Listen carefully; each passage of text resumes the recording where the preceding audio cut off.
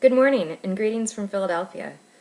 Along with Cheryl Hughes at Baylor College of Medicine, I'd like to start out by thanking ILSI North America and the organizers for the opportunity to participate in this exciting session. I've really been looking forward to it for a number of months. Unfortunately, flight operations in Philly yesterday afternoon were not much further along than those operations in our driveway to clear the snow following the storm, and I was sadly unable to get out. So I've recorded my comments, and in the next 10, maybe 15 minutes, I'd like to share some of the newer developments in research on appetite regulation in children. Appetite is generally characterized by hunger, satiation, and satiety. Studies of appetite in children, however, have enumerated numerous facets of behavior that broadly reflect eating motivation and inhibition. For instance, food responsiveness and reinforcing value, enjoyment of food, and eating rate are all constructs that have received a good deal of attention recently and reflect motivation to eat. Similarly, compensation, satiety responsiveness, and slowness of eating reflect inhibition, whereas eating in the absence of hunger reflects a lack of inhibition. Numerous studies have provided evidence of young children's capacity to regulate appetite and are well known, starting with Clara Davis's study of self-selected intake and growth among institutionalized infants in the 1920s and 30s, to the later controlled experimental studies of Leanne Birch nearly a half a century later. And more recent examples, like this study of caloric compensation in 47 same-sex sibling pairs conducted by Tanya Krall and colleagues at University of Pennsylvania. In this study, like others, there is wide variability in the extent to which children compensated for a first-course preload shown on the left by eating less at a subsequent ad libitum meal. Here there was systematic variation by weight status. For normal weight siblings, shown in the purple bars on the left, displayed nearly perfect compensation, whereas obese siblings, shown in the orange bars, showed lower compensation.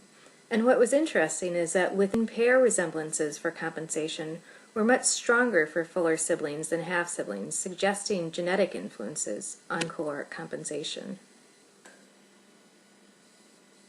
The heritability of body mass index has been long appreciated. More recent research, however, has produced evidence of heritability for dimensions of child appetite that have been associated with weight, including eating in the absence of hunger, satiety responsiveness, food responsiveness, and eating rate. Thus, we're learning that dimensions of children's appetite are in fact trait-like, akin to how we think of temperament in children. We're also seeing that individual differences in these traits appear to shape children's susceptibility to obesogenic eating environments.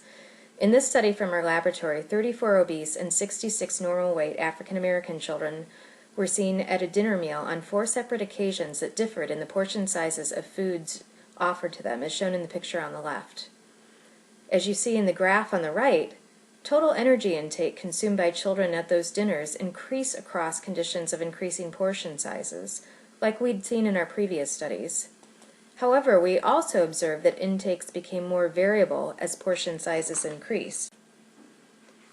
Children who showed the greatest increases in energy intake across conditions of increasing portion sizes, as illustrated in the graph by the blue and yellow lines, were rated by their caregivers as having greater trait-like levels of food responsiveness and lower levels of satiety responsiveness.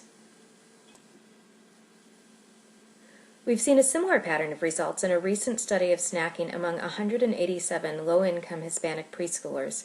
Here we found that the frequency of snacking, shown in the graph on the left, and calories consumed from snacks daily, shown on the graph on the right, varied with child weight and appetite.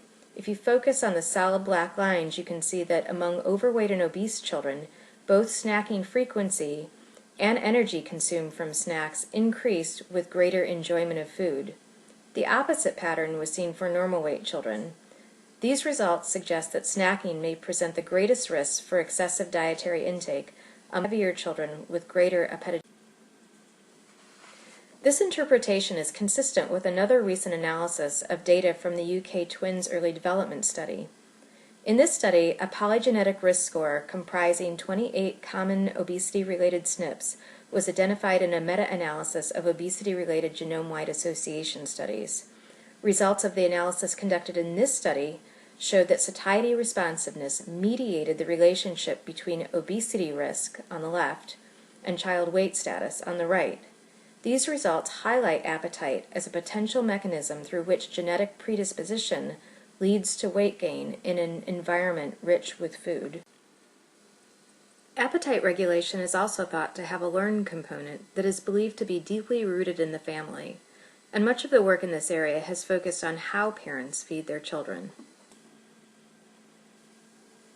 As many in this audience know, the early work in child feeding focused on highly controlling feeding practices and their links to unfavorable eating and weight outcomes, with mixed evidence of effects. The work that has emerged since shows much clearer associations with indulgent types of feeding practices. Parents with indulgent feeding styles report less restrictive feeding, are observed at meals to be less involved and make fewer eating demands on their children, and have children who eat more energy-dense foods and meals, are perceived to be less satiety responsive, and across studies have been shown to be at greater risk for obesity. These findings point out approaches that don't necessarily work well, but they also highlight the need for research that enumerates feeding strategies that support and perhaps even facilitate appetite. There's also a need to better understand what children bring to the table. Recent work highlights the potential importance of children's general self-regulatory capacity. Self-regulation broadly refers to the regulation of cognitive, emotional, and behavioral tendencies, and recent work has shown links between dimensions of executive functioning, shown on the left, such as cognitive flexibility, inhibitory control, delay of gratification, and reward sensitivity, with both child appetite and weight. A recent study of 7 to 9-year-old children showed that those who were more impulsive and had lower inhibitory control consumed greater amounts of energy-dense foods that were provided in ad libitum taste tests before and after a standard laboratory meal.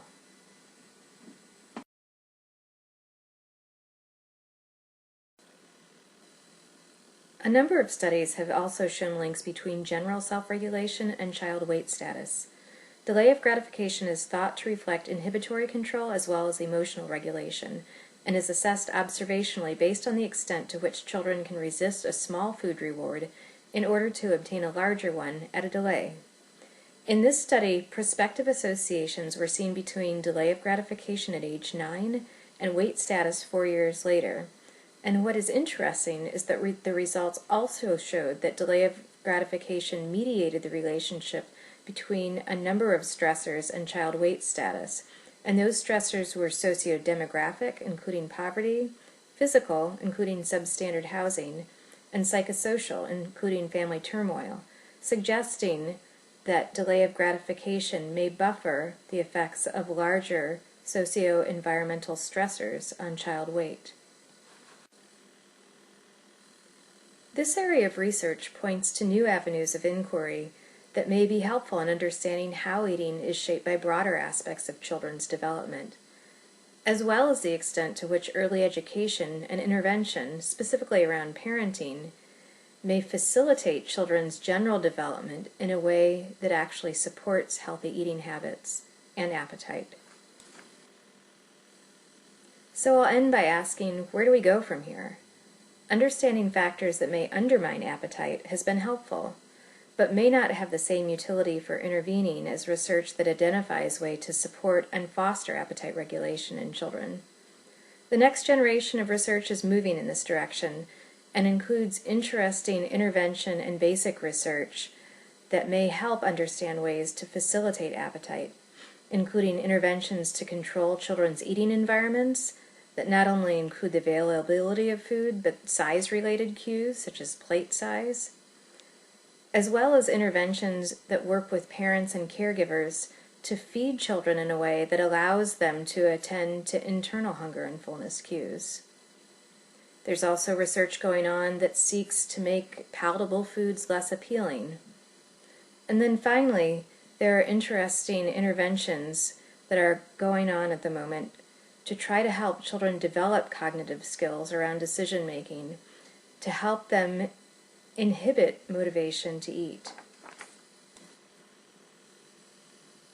I'd like to end by acknowledging our many collaborators, as well as our funding sources, to thank you for your time and